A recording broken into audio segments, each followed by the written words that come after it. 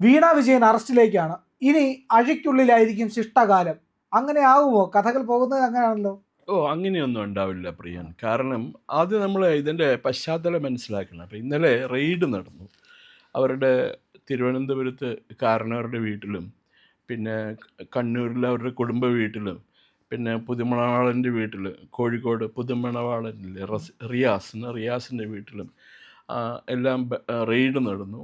അവിടെയൊക്കെ മാർക്സിസ്റ്റുകാർ ഭയങ്കര ബഹളം ഉണ്ടാക്കി. പിന്നെ ഇപ്പോഴത്തെ CPM-ൻ്റെ സർവാധികാരി കണ്ണൂരിലെ MV ജയരാജനും പിന്നെ ബുദ്ധിരാക്ഷസനായ KV രാഗേഷ് ഓടി വന്ന് ഭയങ്കര ചീത്തയൊക്കെ വിളിച്ചു എന്നാണ് പറയുന്നത്. KK രാഗേഷ് എന്താണെങ്കിലും രാഗേഷിനല്ല.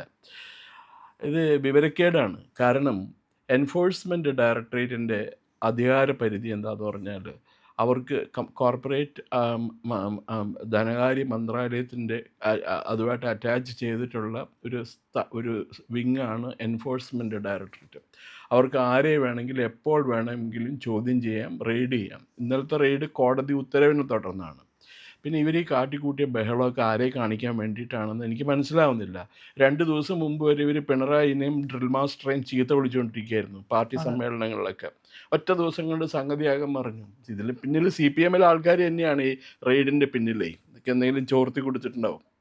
അപ്പോൾ ഇപ്പോൾ ഇന്നലെ ED പറയുന്നത് അവരുടെ പത്രക്കുറിപ്പുണ്ടായിരുന്നു രാത്രി 18.36 കോടി അല്ല 18.36 കോടി രൂപയുടെ അനധികൃത വരുമാനം 242 അക്കൗണ്ടുകളിലായിട്ട് അവർ കണ്ടെത്തിയിട്ടുണ്ട്. അപ്പോൾ അതിനെക്കുറിച്ച് അവർക്ക് എന്താ പറയണേ പഠിക്കണം വിശദമായിട്ട്. അതിനെക്കുറിച്ച് ചോദ്യം ചെയ്യാൻ വേണ്ടിയിട്ട് ഈ ഒന്നോടെ എൻഫോഴ്സ്മെൻറ്റ് ഡയറക്ടറേറ്റ് പിണറായി വിജയൻ്റെ വീട്ടിൽ പോവുകയോ അതല്ലെങ്കിൽ വീണയോട് കൊച്ചിയിലുള്ള ED ഓഫീസിൽ ഹാജരാവാൻ പറയുകയോ ചെയ്യും. ഹാജരാവും, ചോദ്യം ചെയ്യും. അതുകൊണ്ട് അവരെ അറസ്റ്റ് ചെയ്യണം എന്നൊന്നുമില്ല. അങ്ങനെയുള്ളൊരു വിങ് അല്ല ED മുഴുവൻ ഇന്ത്യൻ റവന്യൂ സർവീസ് ഉദ്യോഗസ്ഥന്മാരാണ്. IRS പരീക്ഷ പാസ്സായിട്ടുള്ള വളരെ മിടുക്കന്മാരായ സ്മാർട്ടായിട്ടുള്ള മാന്യന്മാരായ ഉദ്യോഗസ്ഥന്മാരാണ്. അപൂർവം ചില കേസുകളിലേക്കാണ്. ഇപ്പോൾ കേരളത്തിലൊരു IRS-കാരനുണ്ടായിരുന്നു എന്നാണ് പറയണത്.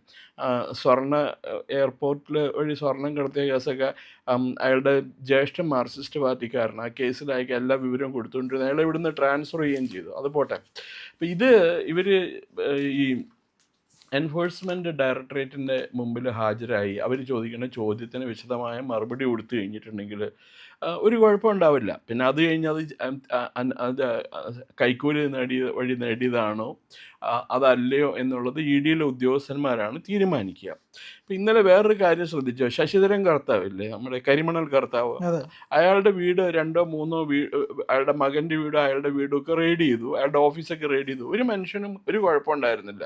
അപ്പം പിണറായി വിജയൻ എന്താ കൊമ്പുണ്ടോ? പിണറായി വിജയനെ തൊടാൻ പാടില്ല എന്നുണ്ടോ? എനിബഡി ഇപ്പം ഈവൻ ഈ പ്രിയൻ്റെ കയ്യിൽ കാശുണ്ടെങ്കിൽ ED-കാർ വന്ന് അവർക്ക് അറിവ് കിട്ടിക്കഴിഞ്ഞാൽ വന്ന് ചോദിക്കും, നിങ്ങൾക്ക് ഇത്രയും പൈസ എങ്ങനെ കിട്ടിയെന്നൊക്കെ. ഈ പെങ്കൊച്ചിൻ്റെ കാര്യം പറഞ്ഞാൽ വലിയ കഷ്ടമാണ്. ഒന്നാമത് യാതൊരു ബോധവുമില്ല ആ കുട്ടിക്ക്. നമ്മുടെ എഞ്ചിനീയറിംഗ് എൻട്രൻസ് എക്സാം ഒന്നും എഴുതിയിട്ട് അതിന് പാസ്സാവാൻ പറ്റിയില്ല. എന്നിട്ട് എന്ത് പറ്റി? അമൃത കോളേജിൽ കൊണ്ട് ടെസ്റ്റ് പോലും എഴുതാതെയാണ് ഇട്ടിമട കോളേജിൽ പോയി ചേർന്ന് പഠിച്ചത്. വളരെ നമ്മുടെ ലീലാപ്പൻ്റെ ഹോട്ടലിൻ്റെ ഉടമസ്ഥൻ CP കൃഷ്ണനായരുടെ ശുപാർശയുടെ പുറത്താണ് ആ കുട്ടിക്ക് അവിടെ അഡ്മിഷൻ കിട്ടിയത്. അത് എൻജിനീയറിംഗ് പഠിക്കാനുള്ള യോഗ്യത ഒന്നും ആ കുട്ടിക്കില്ല. ആ കുട്ടി പഠിക്കാനൊക്കെ വളരെ മോശമായിരുന്നു. അതെന്തെങ്കിലും അതായിട്ട് പക്ഷേ ഇന്നലെ ഇവർ കാണിച്ചത് വളരെ തെറ്റായി. ഇത് നടപടി എടുക്കുക എന്ന് പറഞ്ഞാൽ ഇപ്പോൾ ഇന്നാൾ ജലീലിനെ എത്ര തവണ വിളിച്ച് ചോദ്യം ചെയ്തു, KT ജലീലിനെ അല്ലേ?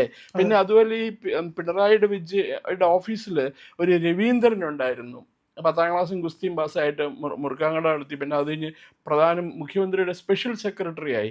അയാളെ വിളിച്ച് ചോദ്യം ചെയ്തിട്ടുണ്ടായിരുന്നു. മറ്റേ സ്വർണം കടത്തിയ കേസിൽ 3 തവണയായിട്ട്. അയാളെ അറസ്റ്റ് ചെയ്തിട്ടില്ലല്ലോ. പിന്നെ അതേപോലെ വേറെ പലരെയും എൻഫോഴ്സ്മെൻറ്റ് ഡയറക്ടറേറ്റിൻ്റെ ഓഫീസിൽ വിളിച്ച് കഴിഞ്ഞ് ചോദ്യം ചെയ്തിട്ട് വിട്ടയച്ചിട്ടുണ്ട്. ഒരു കുഴപ്പമാണ്. ശിവശങ്കരനെ മാത്രമാണ് അവർ അറസ്റ്റ് ചെയ്തത്. അത് ശിവശങ്കരൻ്റെ കയ്യിലിരിപ്പുകാരനാണെന്ന് തോന്നുന്നു. ഇത് പിണറായി വിജയനെയോ അല്ലെങ്കിൽ വീണനെ അറസ്റ്റ് ചെയ്യാനുള്ള സാധ്യതയൊന്നുമില്ല. അവർ വ്യക്തമായ മറുപടി കൊടുത്തു കഴിഞ്ഞിട്ടുണ്ടെങ്കിൽ അവർക്ക് ഊരിപ്പോരാം കേസിൽ നിന്ന്. പിന്നെ അവർക്കിപ്പോൾ വക്കീലന്മാരൊക്കെ ഉണ്ടല്ലോ അവരുടെ. ഇപ്പോൾ പിണറായി വിജയൻ്റെ ഒരു കേസ് വാദിക്കാൻ ഹരീഷ് സാൽവെയല്ലേ ഹൈക്കോടതിയിൽ ഹാജരായത്. അപ്പോൾ അതേപോലെ അവരുടെ വക്കീലന്മാർ ഉപദേശിച്ചു കൊടുക്കുക അവരോട് എന്താ പറയേണ്ടത് എൻഫോഴ്സ്മെൻറ്റ് ഡയറക്ടറേറ്റുകാരുടെ അടുത്ത് നിന്ന്. അപ്പോൾ അറസ്റ്റ് ചെയ്യും എന്നൊക്കെ ഉള്ളത് ഒരു എക്സാഗ്രേറ്റഡ് ന്യൂസാണ്. പക്ഷേ എനിക്ക് വിഷമമുള്ളത് ഏതാണ്ട് 7 പേരായിട്ട് ഇന്നലെ അറസ്റ്റ് ചെയ്തിട്ടുണ്ട് മാർക്സിസ്റ്റ് പാർട്ടിക്കാരുടെ.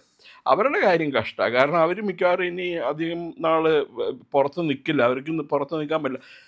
ഡ്യൂട്ടിയിലുള്ള സർക്കാർ ഉദ്യോഗസ്ഥന്മാരെ ശാരീരികമായിട്ടും മാനസികമായിട്ടും അധിക്ഷേപിച്ച് ആക്രമിച്ചു എന്നാണ് കേസ് വരാൻ പോണത്. ഒരു ആ ഇഡിയുടെ ഡ്രൈവർ കാര്യം അയാൾ ടൂറിസ്റ്റ് ടാക്സിയാണ് ഓടിക്കണമെങ്കിലും അയാൾ അവിടെ ചെന്നത് ഇഡിയുടെ സ്റ്റാഫായിട്ടാണ്. അയാൾ എന്തിനാ ഉപദ്രവിച്ചവർ? അവരുടെ കാറ് തല്ലിപ്പൊടിക്കാനായിട്ട് ആര് പറഞ്ഞു?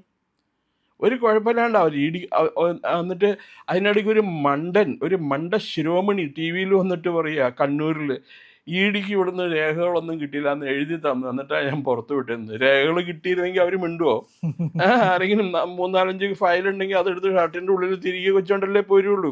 ഈ ജയരാജനില്ലേ, അയാളെ വിളിക്കുന്ന വെറിപൂണ്ട ജയരാജൻ എന്നാണ്, MV ജയരാജൻ.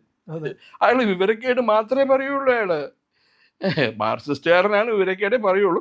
MV ജയരാജൻ കുറച്ച് കൂടുതൽ വിവരക്കേട് പറയും ഇവർ.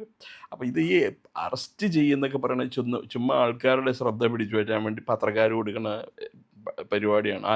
അല്ല TV ചാനലുകാർ പറയണത് എന്തെങ്കിലും സെൻസേഷണലൈസ് ആയിട്ടുള്ള വാർത്ത കൊടുത്താലേ കിട്ടുള്ളൂ.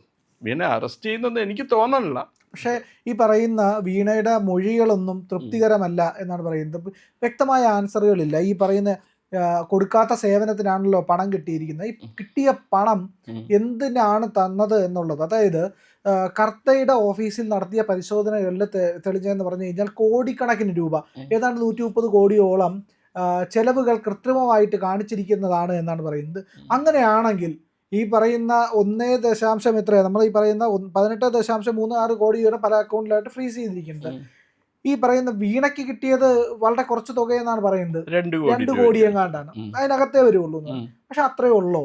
അതോ വേറെ ഏതെങ്കിലും അക്കൗണ്ടുകളുണ്ടോ, ബിനാമി അക്കൗണ്ടുകളുണ്ടോ? അപ്പോൾ ഈ കരിമണൽ കർത്തയുടെ 130 കോടി രൂപയിൽ ഇല്ലാത്ത ചെലവുകൾ കാണിച്ചിട്ടുണ്ടെങ്കിൽ പിണറായി വിജയന് അത് കൊടുത്തത് എന്തിനു വേണ്ടിയിട്ട്? വീണയുടെ കമ്പനി എന്തായാലും ഒരു സേവനവും കൊടുത്തിട്ടില്ല എന്നുള്ളത് തെളിഞ്ഞു കഴിഞ്ഞു. അങ്ങനെയാണെങ്കിൽ എന്ത് സേവനത്തിന്, പിണറായി ചെയ്ത എന്ത് കാര്യത്തിന് പ്രത്യുപകാരമായിട്ടാണ് ഈ പണം കിട്ടിയത്?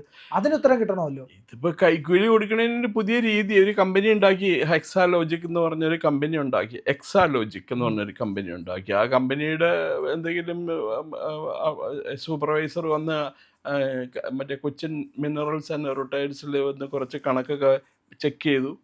ശരി, 1 ലക്ഷം രൂപ ഫീസ് ഒരു ദിവസം വിസിറ്റിന്. അങ്ങനെ ഒരു 10 ദിവസം ഇട്ട് കഴിഞ്ഞാൽ 10 ലക്ഷം രൂപയായി. ഒരു മാസം ഇട്ട് കഴിഞ്ഞാൽ അത്രയും 30 ലക്ഷം രൂപയായി. 4 മാസം അടുപ്പിച്ച് വർക്കിയത് 1.5 കോടി രൂപയുടെ അടുത്തായി. അതിനവർക്ക് എന്തെങ്കിലും വഴിയുണ്ടോ? നല്ല കാര്യം, 2-3 ചാർട്ടേഡ് അക്കൗണ്ടന്റുമാരെ കിട്ടിയേച്ചാൽ പോരെ എൻ്റെ പ്രിയൻ. അതുപോലെ 4 നല്ല വക്കീലിനെ കിട്ടിയേച്ചാൽ പോരെ. കേസ് ഇതായില്ലേ? എന്താ തീർന്നില്ല? വെളിയിൽ വന്നില്ലേ അവരെ കൊണ്ട്? അത് സാർ, ഈ പറയുന്ന പണത്തിന്റെ ക്രമക്കേടിനെ ഹൈഡ് ചെയ്യാൻ പറ്റുമായിരുന്നുവെങ്കിൽ ഈ പറയുന്ന കർത്തയും പിണറായിയും ഒന്നും അത്രയ്ക്ക് മണ്ടന്മാരല്ലല്ലോ, ഹൈഡ് ചെയ്യാൻ പറ്റുമോ? പക്ഷേ ഇത് ഹൈഡ് ചെയ്യാൻ പറ്റാത്ത അത്രയും രീതിയിൽ ഇവർക്ക് കുഴപ്പങ്ങൾ സംഭവിച്ചു കഴിഞ്ഞു എന്നുള്ളതാണ്. അവർ EDയുടെ റെയ്ഡ് ഉണ്ടാവുന്ന പ്രതീക്ഷിച്ചില്ല എത്ര പെട്ടെന്ന്. കാരണം പിണറായി വിജയൻ ചെന്ന് പ്രധാനമന്ത്രിയുടെ മുമ്പിൽ വളഞ്ഞു കുത്തി നിൽക്കണ കാണാറില്ലേ, എന്നെ കൊല്ലല്ലേ, എന്നെ ഉപദ്രവിക്കല്ലേ എന്ന്. അപ്പോൾ പിണറായിനെ തോളത്തിട്ടിട്ട് പേടിക്കണ്ട, ഒന്നും ഉണ്ടാവുന്ന പ്രധാനമന്ത്രി പറഞ്ഞിട്ടുണ്ടാവും. എന്തെന്നാ അദ്ദേഹം വിചാരിച്ചിട്ടുണ്ടാവുക സ്റ്റേറ്റ് ഇക്കണോമിനെ പറ്റിയിട്ടുള്ള വല്ലതുമൊക്കെ ആയിരിക്കുന്നതാണ്.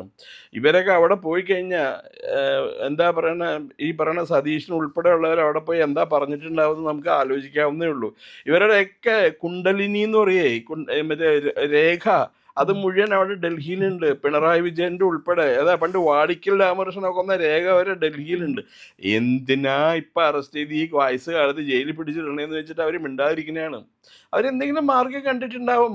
ഈ പറഞ്ഞ പോലെ അക്കൗണ്ട്, ഇപ്പം അയാളുടെ മകനുണ്ടല്ലോ ദുബൈയിൽ, അപ്പം അവിടെ പൈസ കൊടുത്തേച്ചാൽ പോരെ. ഈ 138 കോടി രൂപയായി.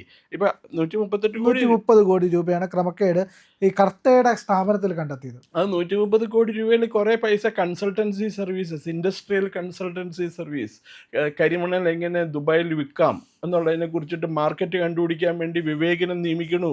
ആ വിവേക് അത് കണ്ടുപിടിച്ചൊരു ഡോക്യുമെൻ്റ് എഴുതി നേരത്തെ കൊടുത്തിട്ടുണ്ടോ. ഇഷ്ടം പോലെ പണിയുണ്ട് അത് ഇതിൽ നിന്ന് ഊരിപ്പോരാനായിട്ട്. ഇപ്പം 2G സ്പെക്ട്രത്തിൽ കനിമൊഴിയൊക്കെ 350 കോടി രൂപയുടെ അഴിമതി നടത്തിയിട്ടുണ്ടായിരുന്നു. കനിമൊഴി, കരുണാനിധിയുടെ മോള്, വെറുതെ വിട്ടില്ലേ കോടതി, അല്ലേ? അതെ. രാജ, അയ്യോ അഴിമതിയുടെ രാജയാണ് രാജ എന്ന് പറയുന്നത്, ആണ്ടിപ്പെട്ടി രാജ. 500 കോടി രൂപയുടെ എന്താ അഴിമതി നടത്തിയിട്ടുണ്ടായിരുന്നു. അയാൾ ഊരിപ്പോന്നില്ലേ? ഇനിയിപ്പോൾ അപ്പീലൊക്കെ പോയി ഇത് ശിക്ഷിക്കുമ്പോഴത്തേക്കും കാലം കുറയാവും. അപ്പം അതിലിപ്പോൾ അറസ്റ്റ് ചെയ്യൊന്നുമില്ല, ദാറ്റ് ഇസ് ടു മച്ച്. പക്ഷേ ഇവർ ഈ കാട്ടിക്കൂട്ടുള്ള ബഹളം, അവരെ അറസ്റ്റ് ചെയ്യിപ്പിക്കാൻ വേണ്ടിയിട്ടാണ് ബേബിയൊക്കെ ഇന്നലെ ഡൽഹിയിൽ പ്രകടനം നടത്തിയത്. അല്ലാണ്ട് ഇതിൽ പ്രതിഷേധിച്ചിട്ടല്ല. എന്തുകൊണ്ട് അറസ്റ്റ് ചെയ്തില്ല എന്നാണ് ഉള്ളിൻ്റെ ഉള്ളിൽ ചോദിക്കുന്നത്. ഈ ബേബിയും ഐസക്കും പിന്നെ മറ്റേ ബ്രിട്ടാസും കൂടി വലിയ ബഹളം നടത്തുന്നുണ്ടല്ലോ. പിണറായിക്കിട്ട് പണിതുകൊണ്ടിരിക്കുകയാണ് അവർ, എങ്ങനെയെങ്കിലും ഇല്ലായ്മ ചെയ്യാൻ വേണ്ടിയിട്ട്. അത് പാവം വിജയന് മനസ്സിലായിട്ടില്ല ഇതുവരെ. പ്രിയപ്പെട്ട പ്രേക്ഷകരെ, ഞങ്ങൾ ഇന്ത്യ ലൈവ് പതിവുപോലെ നമ്മൾ പറയുകയാണ്, മാധ്യമങ്ങളിൽ വരാത്ത, മറ്റു മാധ്യമങ്ങൾ പറയാത്ത വാർത്തകളാണ് നിങ്ങളുടെ മുന്നിലേക്ക് കൊണ്ടുവരുന്നത്. ഇത് പറയാൻ ഞങ്ങൾക്ക് പ്രേരണയും ശക്തിയും നിങ്ങളാണ്. നിങ്ങൾ ഞങ്ങളുടെ കൂടെ ഉണ്ടാവണം. ഞങ്ങളുടെ ചാനൽ സബ്സ്ക്രൈബ് ചെയ്യണം. നമുക്കൊരു ചാനൽ കൂടിയുണ്ട്, C4N, C4N മലയാളം. നമ്മൾ ഈ തെരഞ്ഞെടുപ്പൊക്കെ ആയതുകൊണ്ട് കൂടുതൽ വാർത്തകൾ നമ്മുടെ ഈ പ്ലാറ്റ്ഫോമിൽ തന്നെ കൊടുക്കാൻ കഴിയാത്തതുകൊണ്ടാണ് C4Nൽ പുതിയ വാർത്തകൾ കൊടുക്കുന്നത്. അപ്പോൾ ആ ചാനലും കൂടി ഒന്ന് സബ്സ്ക്രൈബ് ചെയ്യണം. ഇന്ത്യ ലൈവ് ഉറപ്പായിട്ടും ചെയ്യണം. C4N കൂടെ, C4N, C എന്ന് പറഞ്ഞാൽ ക്രെഡിബിൾ, ഫോർ എൻ നേഷൻ, രാജ്യം. നമ്മുടെ രാജ്യത്തിന് വേണ്ടിയാണ്. രാജ്യം വിട്ട് ഒരു കാര്യവും ഇന്ത്യ ലൈവിനില്ല. അതുകൊണ്ട് ഞങ്ങളുടെ കൂടെ ഉണ്ടാവണം എന്നുകൂടി അഭ്യർത്ഥിക്കുന്നു.